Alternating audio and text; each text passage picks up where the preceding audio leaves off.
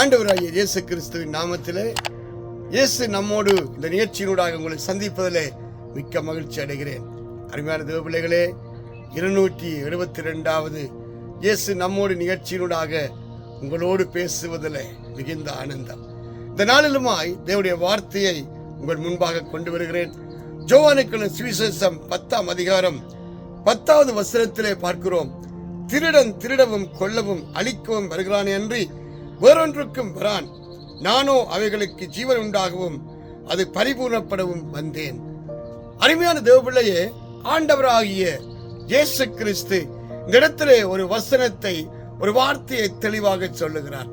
திருடன் திருடவும் கொல்லவும் அழிக்கவும் அன்றி வேறொன்றுக்கும் வரான்.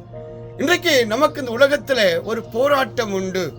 தேவன் நம்மை ஆசீர்வதிக்க, நம்மை உயர்த்த, மேன்மைப்படுத்த, பூமிக்குரிய வாழ்க்கை முடிகிற போது நித்தியத்திலே பரலோகத்திலே கொண்டு போய் சேர்க்க அவர் அதிகமாய் பிரயாசப்படுகிறார்.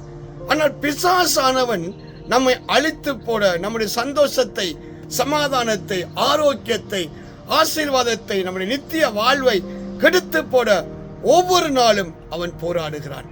இன்றைக்கு அநேகர் பிசாசை ஜெயிக்க முடியாதபடி அவனுக்கு தோற்று போறதுனாலே அவர்களை அழித்து அவர்கள் நித்திய வாழ்வை இல்லாமல் பண்ணிவிடுகிறான். அதனாலதான் திருடன் திருடவும் கொல்லவும் அழிக்கவும் அன்றி வேறொன்றுக்கும் வரான். ஆனால் நம்முடைய ஆண்டவராகிய இயேசு கிறிஸ்து அவர் நம்மை ஆசீர்வதித்து மேன்மைப்படுத்தி பூமிக்குரிய வாழ்க்கை முடிகிற போது நித்திய வீட்டிலே பரலோகத்திலே தன்னுடைய இளைப்பாறுதலுக்குள்ளே அழைத்து செல்ல வந்தார். அருமையான தேவபிள்ளைகளே, இந்த நாட்கள்ல நமக்கு ஒரு போராட்டம் உண்டு இந்த உலகத்துல. அது என்ன போராட்டம்? பிசாசை ஜெயித்து பாவமில்லாத ஒரு பரிசுத்த வாழ்வு வாழுகிற போது நாம் தேவனுடைய ஆசீர்வாதத்துக்கும் நன்மைக்கும் உரியவர்களாய் இருப்போம். நாம் பிசாசு நுகத்துக்குள் உட்படுகிற போதெல்லாம் ஆசீர்வாதத்தை, மேன்மையை, சந்தோஷத்தை, சமாதானத்தை, ஆசீர்வாதங்களை இழந்து போகிறோம். இந்த நாட்கள்ல ஏன் நம்முடைய வாழ்க்கையில போராட்டம், ஏன் கண்ணீர், ஏன் நெருக்கம், ஏன் வியாதி என்று பார்க்கிற போது அதற்கு பாவமே என்று வேதம் சொல்வது. பாவம் எப்படி வருகிறது?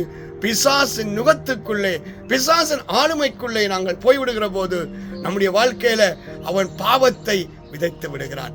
அருமையான தேவபிள்ளையே, அதனாலதான் ஆண்டவருக்கு முன்பாக உத்தமனாய் நடக்கிற போது, உண்மையாய் நீதியை நடப்பிக்கிற போது நீங்கள் தேவனுடைய பிள்ளையாய் இருப்பீர்கள்.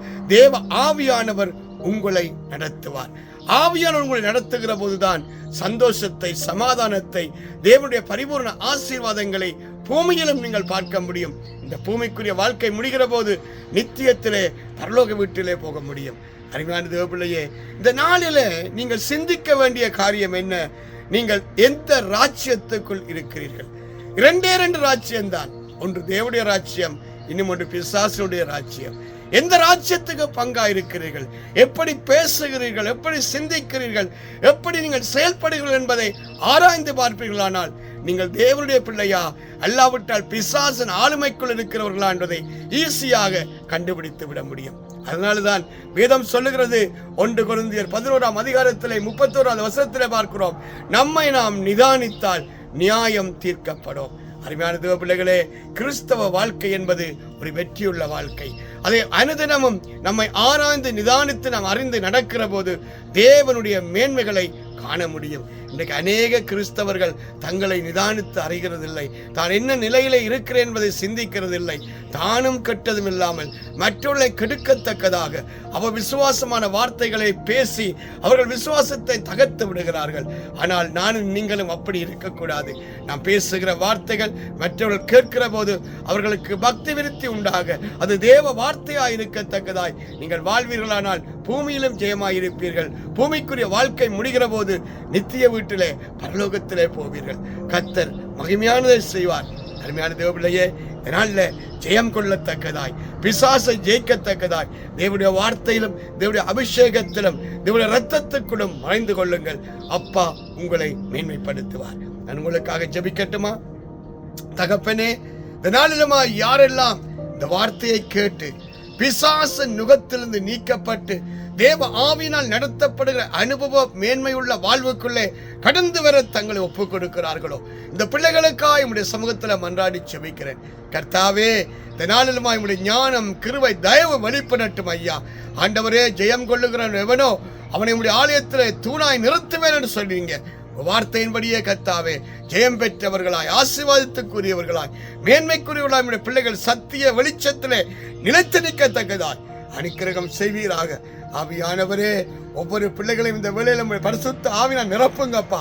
மேன்மைகளை காணத்தக்கதாய் அனுக்கிரகம் செய்யும். தடைகள் உடைக்கப்படட்டும், கட்டுக்கள் நிர்மூலமாகட்டும்.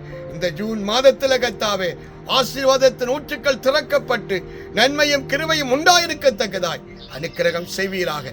இயேசு கிறிஸ்துவின் நாமத்தில் ஜெபிக்கிறேன் என் ஜீவனுள்ள நல்ல பிதாவே. ஆமேன், ஆமேன், ஆமேன். அருமையான தேவ பிள்ளைகளே, தேவனாகிய கர்த்தர் உங்களை ஆசீர்வதிப்பாராக. தொடர்ந்து இயேசு நம்முடைய நிகழ்ச்சியை பாருங்கள், மற்றவர்களுக்கு இதை அறிமுகப்படுத்துங்கள். அவர்களும் தேவ வார்த்தையை கேட்டு ஆசீர்வாதங்களை பெற்றுக் கொள்ளட்டும். கர்த்தர் தாமே உங்களை ஆசீர்வதிப்பாராக. ஆமேன், ஆமேன்.